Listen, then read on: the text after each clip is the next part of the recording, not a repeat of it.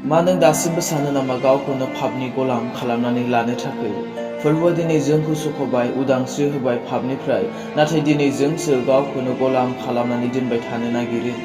जेब्लायबो गाज्रि साननायजों, गाज्रि बुंनायफोरजों, थगायनायजों, रायखोमालायनायजों, बायदि रोखोमनि गाज्रि आखल आखुफोरजों दिनै जों गावखौनो पापनि गलाम खालामनानै दोनो।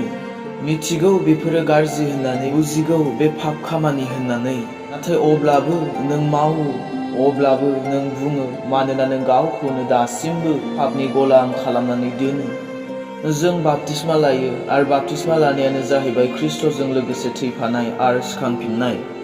जोंनि गोजाम देहाया ख्रिस्ट'जों लोगोसे क्रुसाव दोस्राबजाबाय।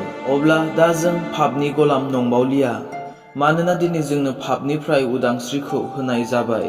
नाथाय दिनै उदांस्रिखौ मोनबाबो मोनिबादि, गिर्जा मोनसेयावनो हाबो नाथाय बेबा बेखौ नायनो हाया, बेबा बेखौ सैया, बेबादि पाप गोसोखौ लानानै फैयो।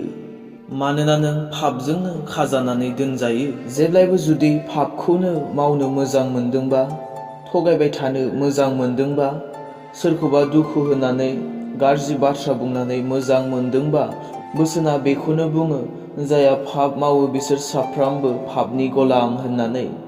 दिनै नों गावखौनो साननानै नाय, नों सोरनि गलाम?